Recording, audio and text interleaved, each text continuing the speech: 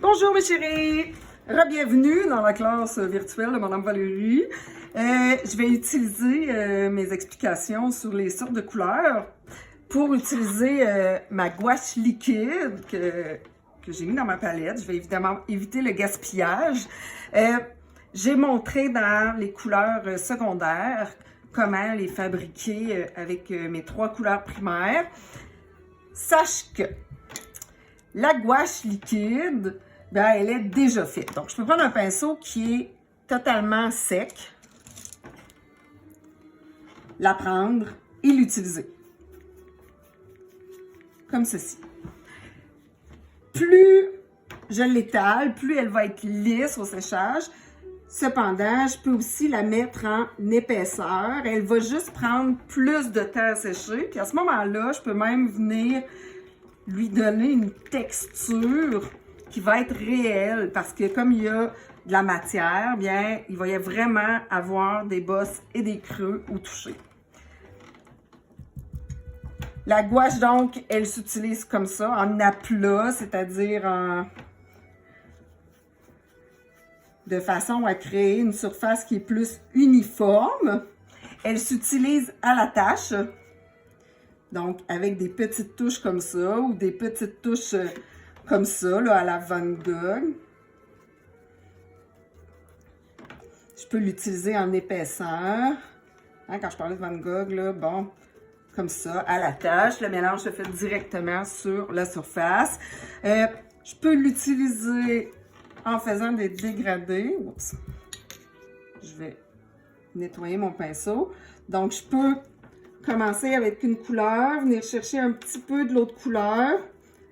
Et à chaque fois, je ne vais que chercher ma deuxième couleur en petite quantité. Puis, je vais réussir à créer un dégradé. Donc, c'est-à-dire de me rendre d'une teinte à une autre, d'une couleur à une autre. Je pourrais aussi ajouter du blanc et du noir, ce que je ne ferai pas là, parce que c'est inutile pour l'instant.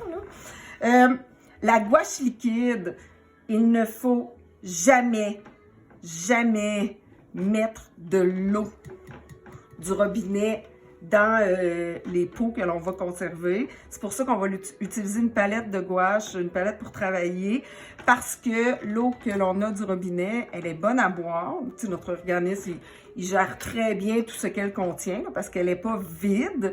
Par contre, ce qu'elle contient une partie de vivant.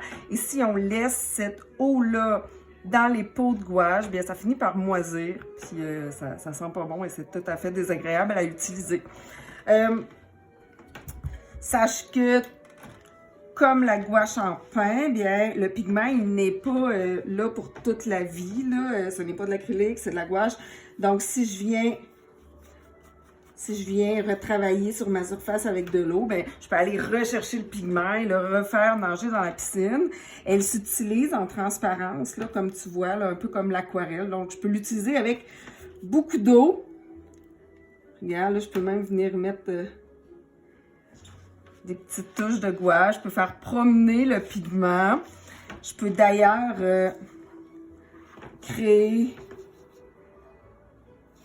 une peinture qui va être très transparente, très liquide, en ajoutant de l'eau dans mon godet pour faire, par exemple, des petites gouttelettes comme ça. Là, tout ce que j'ai fait, c'est appuyer sur mon doigt, mais je pourrais aussi faire la technique de je lève dans les airs et je dépose, comme ça, pour faire des gouttelettes.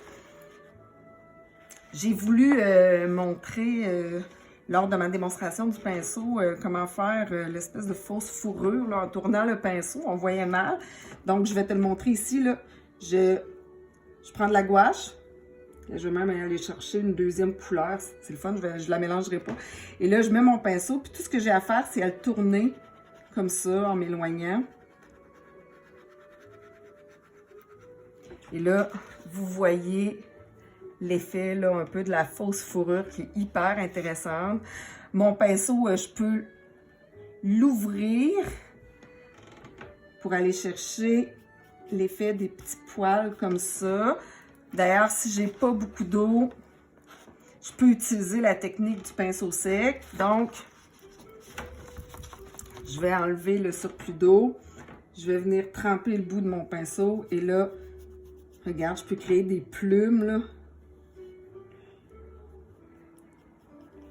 Tout simplement comme ça avec la technique du pinceau sec parce que mon pinceau est un peu écarté.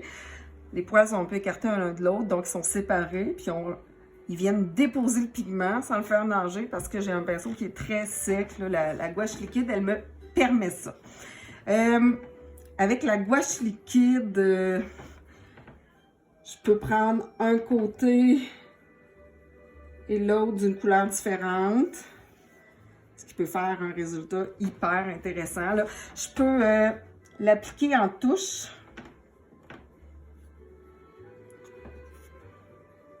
Comme ça. Et venir la gratter avec une carte de crédit ou une règle. Je vais prendre ça ici. Une vieille carte de crédit. Là. Donc, si je l'enlève, regarde bien, là, c'est hyper intéressant ce que ça fait. Là. Ça vient comme tacher le carton. Puis là, j'ai plus aucune épaisseur de gouache. Là. Je n'ai que le carton qui a été taché par la gouache. D'ailleurs, la gouache s'attache. Donc, assure-toi de protéger tes vêtements ou de protéger la surface sur laquelle tu travailles.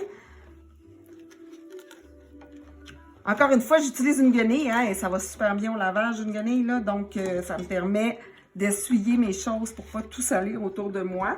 Quelle autre technique je pourrais bien te montrer? Ben, j'ai goût de te dire, essaie, improvise, expérimente, assure-toi de bien protéger ta surface autour de toi. Puis tu vas pouvoir vraiment là, créer, regarde, si je prends le pinceau très loin, là, des textures de toutes sortes. C'est intéressant, je sais pas ce que j'ai pris avec ce pinceau-là, mais tout d'un coup, j'ai dû arranger. J'ai dû prendre du jaune et du magenta. Donc, amuse-toi, expérimente. Puis, j'ai hâte de voir le résultat de ce que tu vas faire. Crée de la texture. Tu peux créer aussi des motifs. Hein, le motif étant de répéter toujours la même chose. Oh, ici, on est plus dans la texture parce que c'est pas tout à fait la même chose. Ça pourrait être des cercles, comme ça. Ouh! J'aime beaucoup les cercles. Donc, envoie-moi le résultat sur ça, de ce que tu auras fait. Puis, oublie pas d'identifier chacune de tes créations avant de les mettre à sécher pour éviter de les perdre au moment où elles vont être avec celles des autres. Bonne fin de journée! Au revoir!